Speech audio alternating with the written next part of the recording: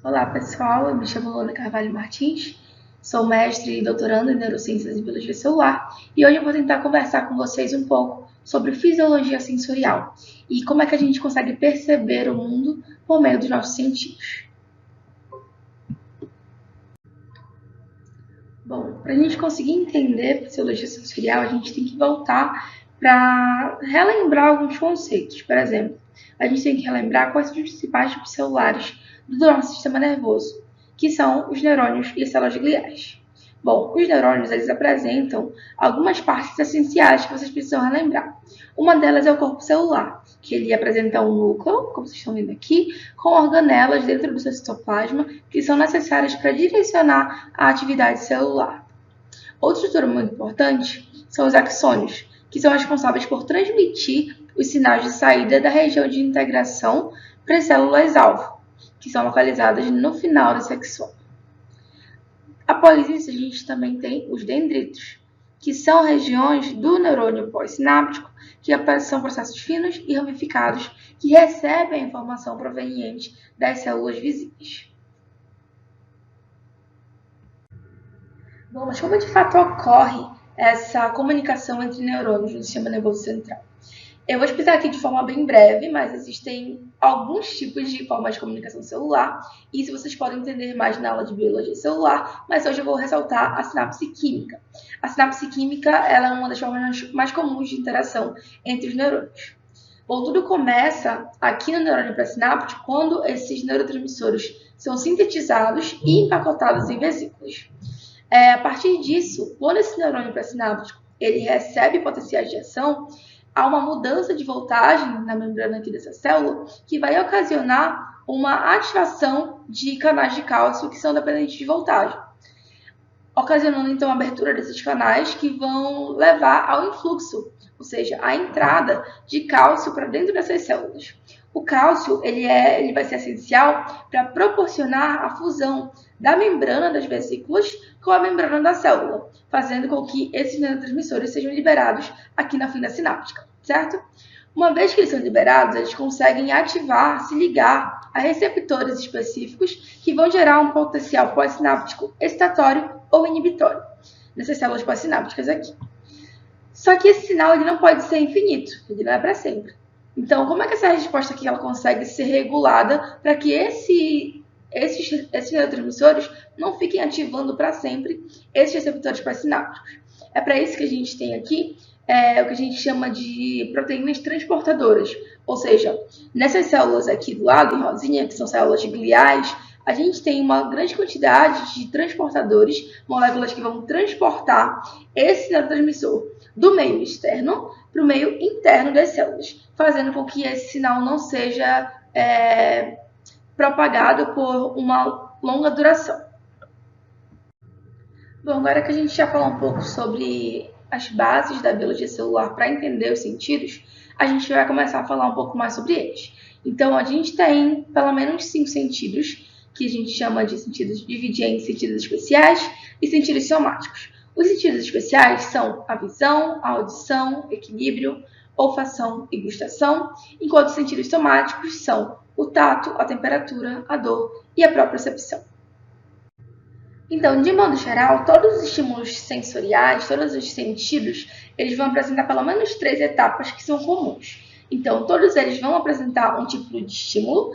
Então, pode ser um estímulo sonoro, um estímulo visual, um estímulo químico ou mecânico, que vai atuar em um receptor sensorial. Em seguida, vai ter um processo que a gente chama de recepção, onde esses receptores sensoriais que estão espalhados pelo corpo vão monitorar continuamente as condições do meio interno e externo, funcionando como transdutores, ou seja, capazes de converter um estímulo em um sinal biológico. Então, o som que você ouve agora, por exemplo, chega como um som com uma energia sonora, mas depois é convertido em uma energia elétrica, que é a forma que o nosso sistema nervoso consegue compreender. Em seguida, esse estímulo que foi convertido, ele tem que ser transmitido, para que a gente consiga, de fato, compreender e conseguir responder a esse estímulo. Então, são gerados potenciais de ação que são transmitidos de um neurônio sensorial até o sistema nervoso central, onde esse estímulo vai ser processado interpretado e assim gerada uma resposta. Esse processo de recepção dos estímulos é mediado por receptores sensoriais. Então, esses receptores eles variam em complexidade, desde receptores mais simples, como no caso as terminações nervosas livres, que são basicamente neurônios que possuem terminações ramificadas e que funcionam como receptores sensoriais, até os mais complexos, no caso de receptores neurais, como os corpúsculos de Pacini, que apresentam a terminação nervosa envolta por camadas de tecido conectivo. Além disso, a gente também tem receptores que são não neurais, como, por exemplo, no sistema visual e no sistema auditivo, onde eles apresentam uma série de células que são especializadas na recepção desses sinais e conseguem liberar neurotransmissores para os neurônios sensoriais primários, e a partir disso gerar uma resposta. Então, essas células são consideradas um pouco mais complexas devido à sua alta especialização.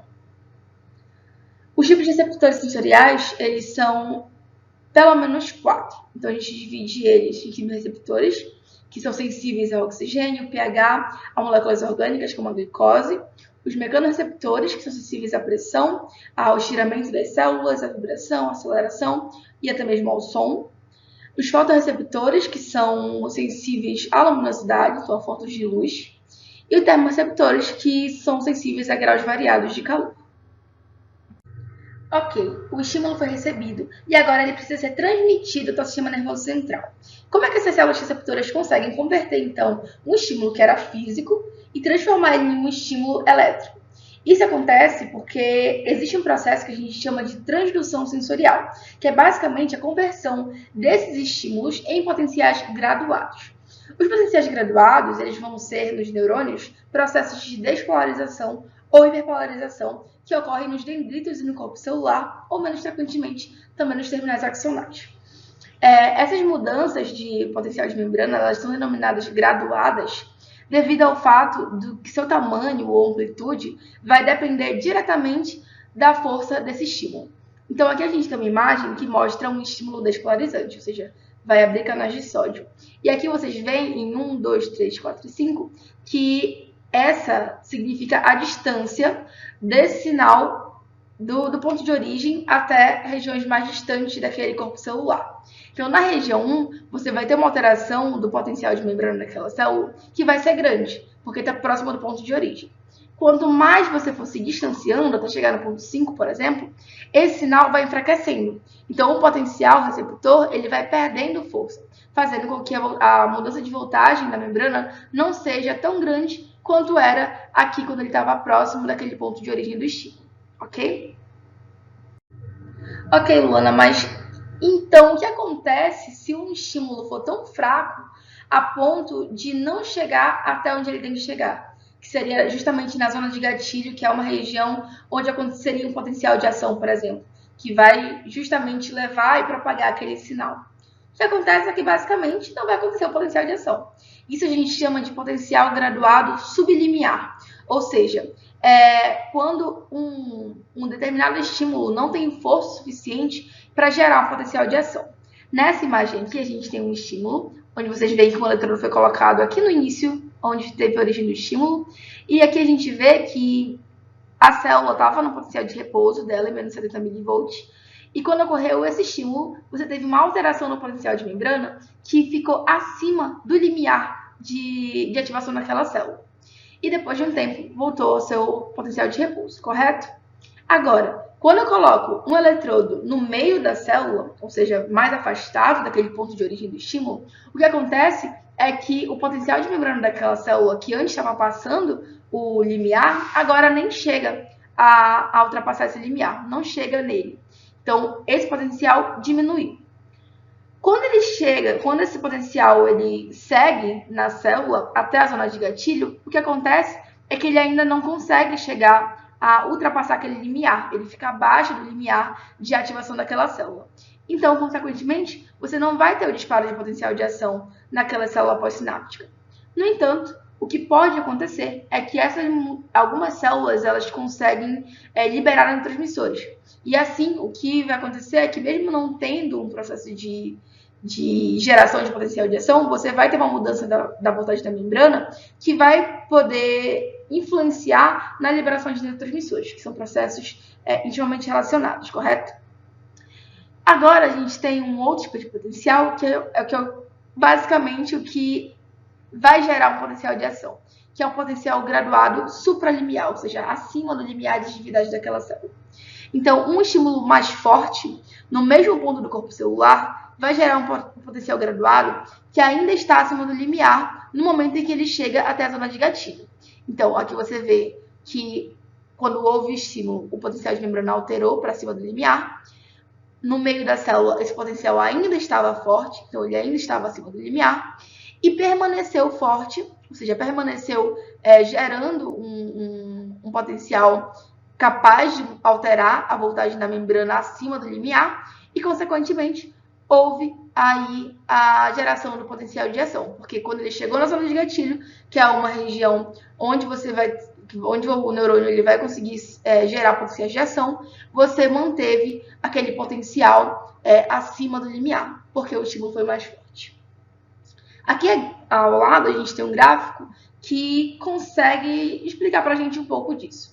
Então, para quem ainda não está familiarizado a ler os gráficos, eu vou explicar. A gente sempre começa a ler um gráfico pelos eixos. Então, aqui a gente tem no eixo Y o potencial de membrana em milivolts. E aqui no eixo X a gente tem o tempo. Aqui ele dividiu esse gráfico em potencial graduado despolarizante e potencial graduado hiperpolarizante, que são dois tipos de potenciais que vão depender de quais canais foram ativados. Se foi um canal... Se foi aberto um canal de sódio, você vai ter um influxo de sódio que vai gerar uma despolarização na membrana. Se o canal aberto foi de potássio, o potássio vai sair da célula, gerando um fenômeno de bipolarização, certo? Aqui o que a gente tem nesse primeiro é que ele foi um estímulo pequeno que causou uma despolarização da membrana da célula. Só que essa despolarização não foi suficiente para gerar uma alteração a ponto de ultrapassar o limiar de atividade desse neurônio. Com um estímulo um pouco mais forte, você tem uma maior despolarização, mas que ainda não é suficiente para ultrapassar esse limiar. Quando você tem um estímulo de mesma intensidade, só que de maior duração, o que vai acontecer é que o potencial de membrana não vai alterar mais, mas sim vai ser mais sustentado, ou seja, vai durar mais esse período de despolarização aqui. Então, ele vai ficar em menos 60 mV por mais tempo, em comparação a esse outro. Quando você tem, agora sim, um estímulo de alta intensidade, o que a gente vai ter é esse sinal vai ultrapassar esse limiar de atividade daquela célula. E aí sim vai conseguir gerar um potencial de ação nesse neurônio pós-sináptico. No fenômeno da hiperpolarização é a mesma coisa, só que ao invés de uma despolarização, você vai ter uma hiperpolarização, que também vai ser dependente da intensidade e da duração daquele estímulo. Outra característica importante dos potenciais graduados é a sua capacidade de somação. Existem dois tipos de somação, a somação temporal, que nós vamos falar agora, e a somação espacial. Na somação temporal, o que acontece é que dois potenciais graduados, por exemplo, que estão abaixo do limiar, ou seja, vieram de estímulos fracos, que estão vindo do mesmo neurônio, eles podem ser somados se eles chegarem à zona de gatilho num período próximo do tempo. Nessa figura aqui, a gente tem um neurônio, a gente vai colocar um eletrodo justamente na zona de gatilho. Aqui a gente percebe que teve um estímulo X, que chegou a despolarizar a célula, mas não o suficiente para chegar no limiar, e um estímulo X2, que também chegou na zona de gatilho, mas não num período tão próximo. Percebe que existe um espaço aqui entre eles, um espaço de tempo. Então, esses dois potenciais graduados sublimiares, ou seja, abaixo do limiar, não vão iniciar o potencial de ação se eles estão distantes no tempo. Por outro lado, se a gente tem dois potenciais sublimiares, ou seja, que estão abaixo do limiar de atividade neuronal, se eles atingirem a zona de gatilho em um curto período de tempo, ou seja, próximos aqui no tempo, eles podem se somar e gerar um potencial de ação, como está descrito aqui na imagem. Isso caracteriza uma somação temporal. Por outro lado, no caso da somação espacial, o que acontece é que você tem a combinação de vários potenciais graduados quase que simultâneos e que se originam em locais diferentes do neurônio. Então, eles vêm de estruturas diferentes aqui, como por exemplo esses 3 terminais axonais pré-sinápticos, e vão gerar cada um uma estimulação que é fraca. No entanto, o que acontece é que esses potenciais graduados, eles alcançam as zonas de gatilho e se somam para criar um sinal que é supralimiar, ou seja, acima do limiar de ativação daquele neurônio. E aí sim, esse potencial de ação é gerado. Então, em resumo, eu coloco aqui uma tabela que mostra as principais diferenças entre o potencial graduado e o potencial de ação. Então, em relação ao tipo de sinal, os potenciais graduados são majoritariamente relacionados a sinais de entrada, ou seja, a uma percepção inicial, um recebimento da informação inicial, enquanto que os potenciais de ação são necessariamente sinais de condução, ou seja, que vão propagar um sinal que foi recebido. Em relação a onde ocorre, o potencial graduado geralmente ocorre nos dendritos e no corpo celular, enquanto no potencial de ação é necessariamente na zona de gatilho no axônio. Em relação aos tipos de canais iônicos envolvidos, no potencial graduado nós temos canais controlados mecanicamente, dependentes de ligante ou dependentes de voltagem, enquanto que para o potencial de ação é necessário que tenha essencialmente canais dependentes de voltagem.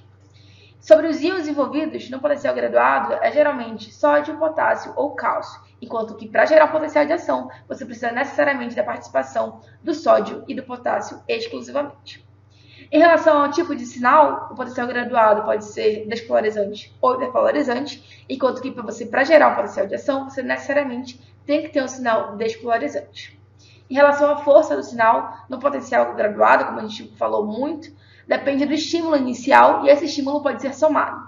Enquanto que no potencial de ação é o fenômeno tudo ou nada. Então, se não tiver um estímulo supralimiar, ou seja, que ultrapasse aquele limiar de atividade do neurônio, ele não vai ter, se não tiver isso, ele não vai ter potencial de ação. E tudo que for abaixo disso não pode ser somado. É tudo ou nada.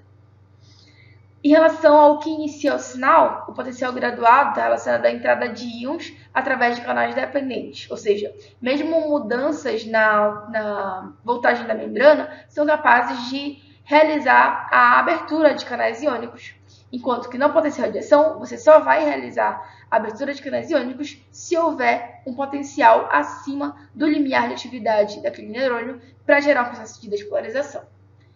Em relação às características, no potencial graduado não há um nível mínimo necessário para iniciar um potencial, enquanto que para o potencial de ação é necessário que o estímulo seja acima do limiar para que seja iniciado o potencial de ação. Em relação ao potencial graduado, 2 sinais que chegam ao mesmo tempo vão se somar e a intensidade do estímulo inicial vai ser indicada pela frequência de uma série de potenciais de ação. Enquanto que para o potencial de ação você tem um período refratário, ou seja, 2 sinais que chegam quase ao mesmo tempo não podem se somar, porque o neurônio ele apresenta um período onde ele não vai conseguir realizar novamente o potencial de ação, que é exatamente esse período refratário. E aqui a gente encerra a nossa primeira parte da aula, e na próxima parte nós vamos falar um pouco mais especificamente sobre a codificação sensorial.